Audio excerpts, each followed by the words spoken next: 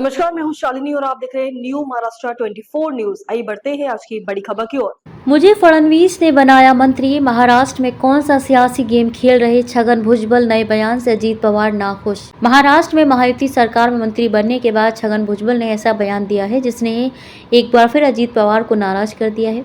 भुजबल खुलेआम कह रहे हैं कि उन्हें मंत्री सीएम देवेंद्र फडणवीस ने बनाया है। भुजबल को खाद्य नागरिक आपूर्ति एवं उपभोक्ता संरक्षण विभाग का मंत्री बनाए जाने से अजीत की एनसीपी के पूर्व मंत्री धनंजय मुंडे नाराज हैं, तो अब भुजबल के ताजा बयान ने एक नया बखेड़ा खड़ा कर दिया है। सूत्रों की माने तो अजीत पवार और उनकी पार्टी भुजबल के रवैये से नाराज है। जब नागपुर में हुए विस्तार में उन्हें जगह नहीं मिली थी तब उन्होंने अजीत पवार को निशाने पर लिया था और नाराज को नासिक चले गए थे।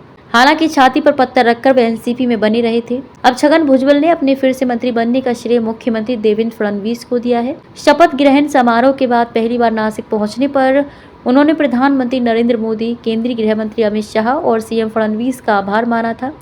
उन्होंने अप्रत्यक्ष तौर पर अपनी पार्टी के मुखिया अजीत पवार पर निशाना साधते हुए कहा था कि सरकार गठन के समय सीएम फडणवीस ने मुझे मंत्री बनाने की सलाह दी थी, लेकिन दुर्भाग्य से तब उनकी सलाह नहीं सुनी गई।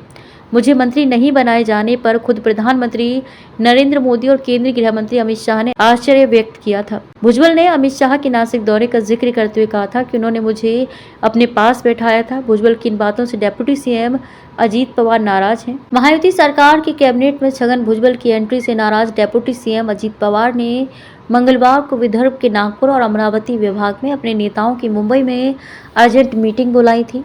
इस बारे में पार्टी के प्रदेश अध्यक्ष सुनील तटकरे ने सभी को सूचित किया था, लेकिन मुंबई में भारी बारिश को देखते हुए ये मीटिंग कैंसिल कर दी गई।